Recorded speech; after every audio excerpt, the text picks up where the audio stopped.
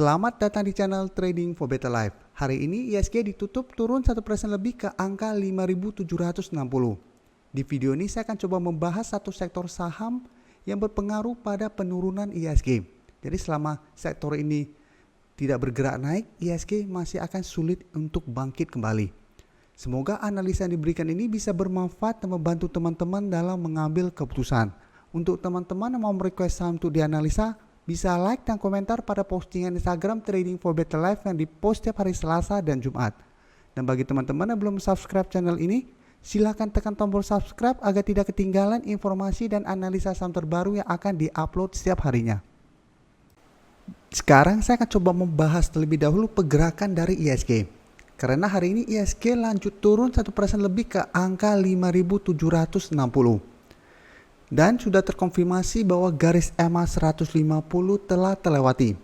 Jadi secara tren saat ini ISG pergerakannya sudah mulai bergerak downtrend.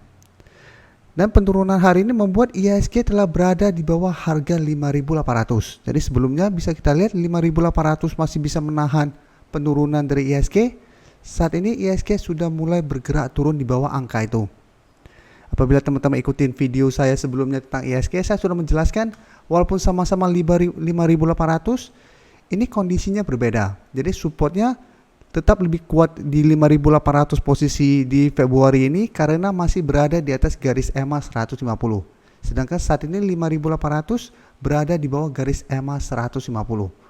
Dan saat ini garis EMA 150 sudah berubah menjadi resistennya. Jadi resisten saat ini ada dua di harga 5.900 di garis EMA 150 dan di angka 6.000. Dan memang untuk kedepannya dalam 1-2 bulan ke depan saya lihat ISG akan bergerak sideways cenderung downtrend. Jadi memang masih ada potensi untuk sideways, tapi lebih besar peluangnya untuk lanjut turun menuju support berikutnya yang saat ini berada di angka 5.650. Jadi saat ini support berikutnya di angka ini.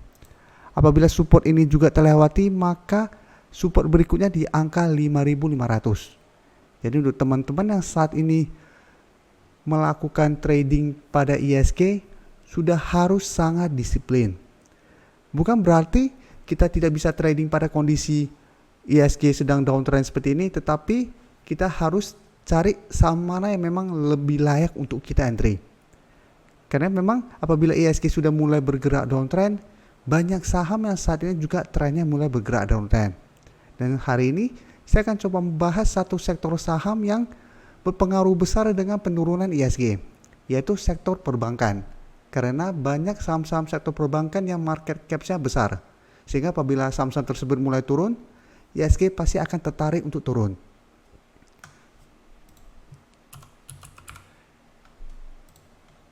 Oke, saya akan coba bahas secara sekilas karena ada beberapa saham akan saya bahas, dan untuk broker summary nanti akan saya taruh di bagian belakang. Jadi sekaligus supaya tidak pindah-pindah untuk screen-nya. Teman-teman bisa lihat untuk saham Mandiri saat ini juga mulai bergerak downtrend. Jadi setelah lama berada di bawah garis EMA 150.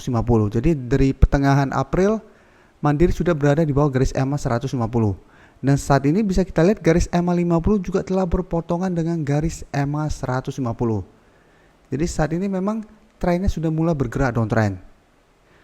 Apabila teman-teman pingin entry membeli saham ini untuk investasi karena menganggap saham ini saat ini sudah murah, saran saya harus sangat hati-hati.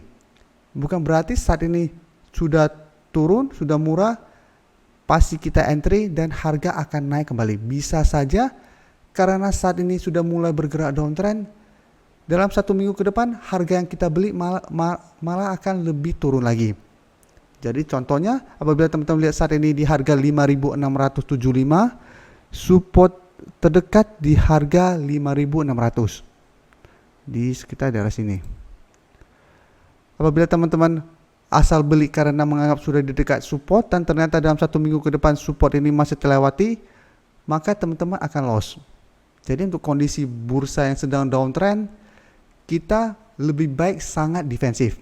Jadi tunggu di support kuatnya, apabila berhasil rebound kita entry, itu akan lebih aman. Apabila sebelum mencapai target kita entry ternyata harga rebound dan kita tidak sempat membeli, itu lebih baik daripada kita paksain membeli di saat bursa sedang downtrend seperti ini.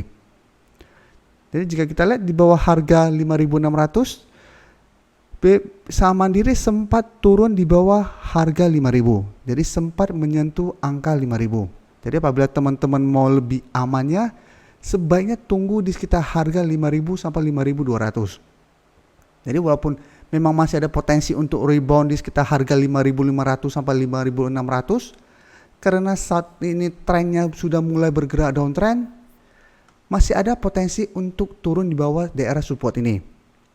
Jadi lebih baik kita wait and see, kita lebih sabar, tunggu di sekitar support di harga 5.000 sampai 5.200 untuk lebih amannya.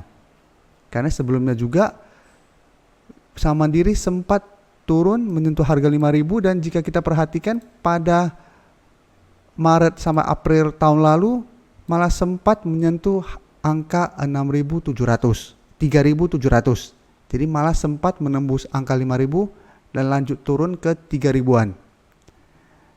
Jadi trennya saat ini sudah mulai bergerak downtrend.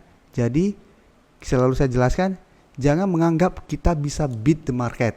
Lebih baik kita ikutin arahnya. Apabila arahnya masih ke bawah, kita tunggu sampai ada tanda-tanda rebound atau tanda-tanda reversal trend baru kita entry. Jadi saat ini walaupun bergerak downtrend, bukan berarti kita langsung hindarin atau tidak menganalisa saham ini.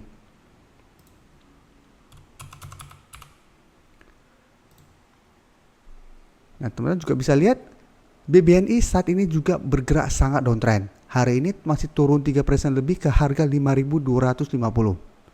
Saham BBNI mungkin banyak orang yang pelajari fundamental menganggap saham ini saham yang sangat murah secara value. Karena sebelumnya sempat menyentuh angka 8.000. Jadi sempat menyentuh angka 8.000, malah sempat menyentuh angka 9.000-an. Jadi pada saat tahun lalu BBNI sempat berada di angka 3.000. Jadi sempat turun sangat tajam dari harga 9.000 ke 3.000. Setelah itu mulai rebound, dan karena pernah menyentuh angka 8.000 sampai 9.000, banyak menganggap saham ini sudah sangat murah dan ada potensi untuk balik kembali ke angka 8.000 sampai 9.000. Tapi kenyataannya bisa kita lihat walaupun sempat rebound dan berhasil naik kembali di atas garis EMA 150, angka tertinggi yang pernah dicapai BBNI dalam 1 tahun terakhir hanya di angka 6.700-an. Setelah itu mulai bergerak sideways. Saat ini jika kita perhatikan mulai mengarah ke bawah kembali. Jadi sebelumnya berhasil break dari garis EMA 50 dan 150, saat ini telah kembali di bawah garis EMA 50 dan 150.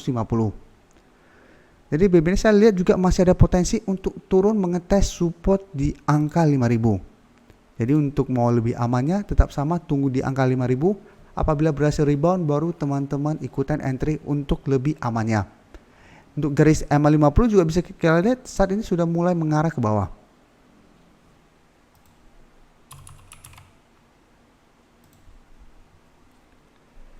Ini BBTN juga bisa kita lihat saat ini mulai mengarah ke bawah. Yang sebelumnya sempat bergerak sideways dan bertahan di atas harga 1.600, saat ini telah berada di bawah angka 1.600. Dengan support berikutnya saat ini di angka 1.500. Jadi posisi sini. Dan untuk garis MACD juga bisa kita lihat saat ini sudah mulai mengarah ke bawah. Jadi secara tren juga BBTN sudah mulai kurang bagus. Dan garis EMA 50 juga mulai mengarah ke bawah. Jadi ada potensi untuk berpotongan.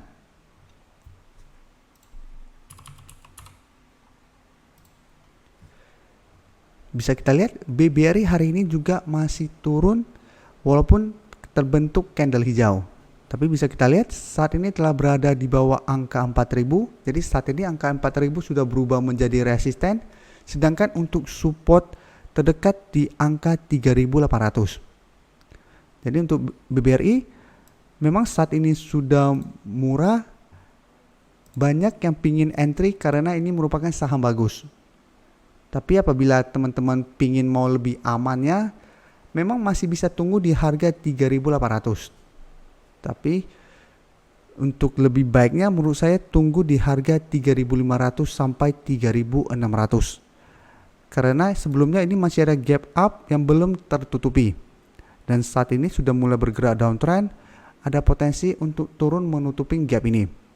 Jadi teman-teman bisa tunggu di sekitar harga 3.600 sampai 3.500. Apabila terlihat rebound, baru teman-teman ikutan entry.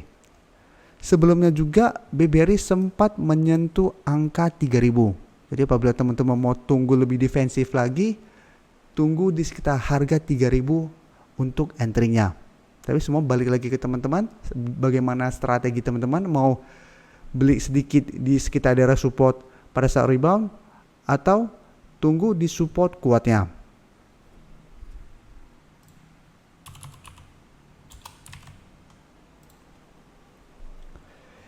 BBCA juga bisa kita lihat 2 hari terakhir ini mulai bergerak turun dan terlihat masih gagal break dari garis EMA 50 dan 150. Jadi dalam 2 minggu terakhir ini memang BBCA pergerakannya tidak separah saham-saham perbankan lainnya. Karena memang sebelumnya sempat turun menyentuh angka 30.000, setelah itu berhasil rebound, tapi bisa kita lihat masih gagal break dari resisten ini. Karena apabila berhasil break sebenarnya tren BBCA akan sangat bagus karena langsung break kedua garis EMA 50 dan 150. Tapi kenyataannya bisa kita lihat ini gagal break dan saat ini mulai bergerak turun menuju support di angka 31.500. Untuk saham BBRI apabila teman-teman mau lebih amannya, tunggu di angka 30.000 kembali. Karena sebelumnya BBCA sempat menyentuh angka 30.000 dan masih berhasil rebound. Dan untuk saham BBCA karena gagal break, sebaiknya jangan entry di sekitar garis EMA 50 dan 150 ini.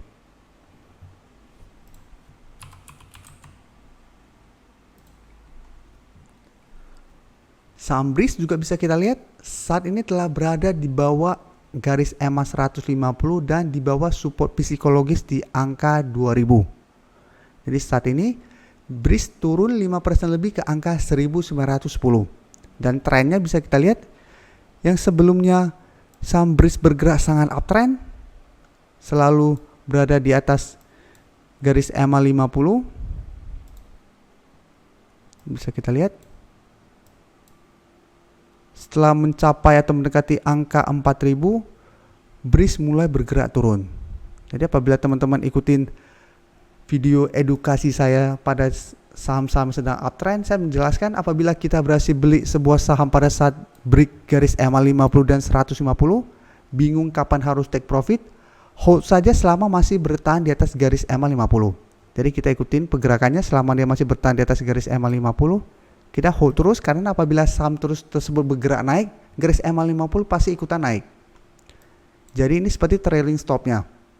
Dan pada posisi ini bisa kita lihat atau di posisi sekitar sini berarti di sekitar angka 2000-an, 2500-an, BRIS sempat berada di bawah garis EMA 50 ini.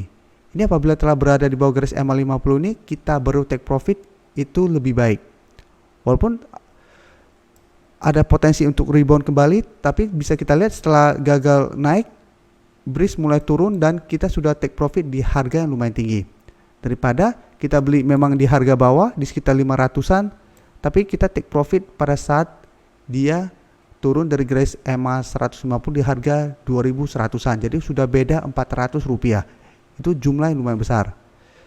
Dan bisa kita lihat yang uptrend saat ini mulai downtrend. Jadi untuk saham BRIS kita juga sudah mulai harus hati-hati. Karena saat ini ada potensi untuk lanjut turun menuju harga 1.600. Jadi masih ada potensi untuk ke daerah sini. Karena saat ini baru mulai bergerak downtrend.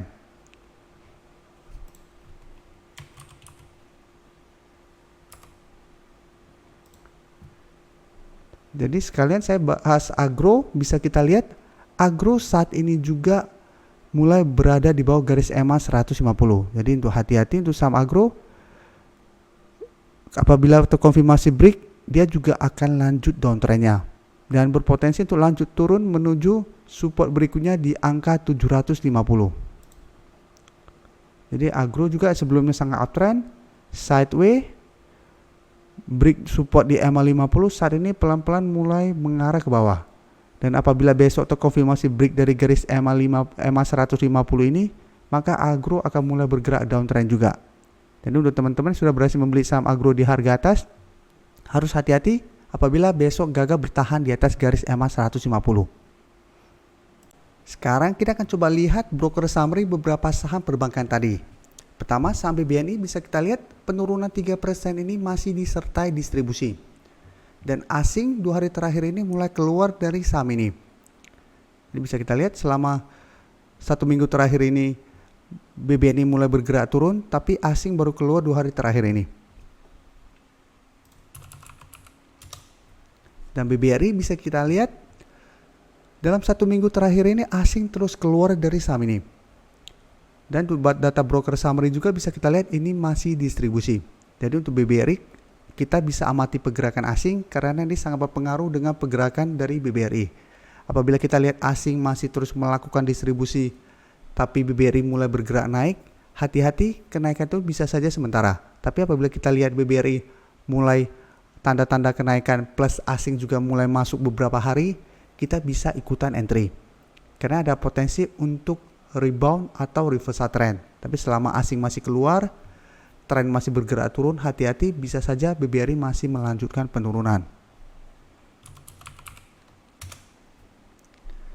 Mandiri juga bisa kita lihat hari ini masih distribusi.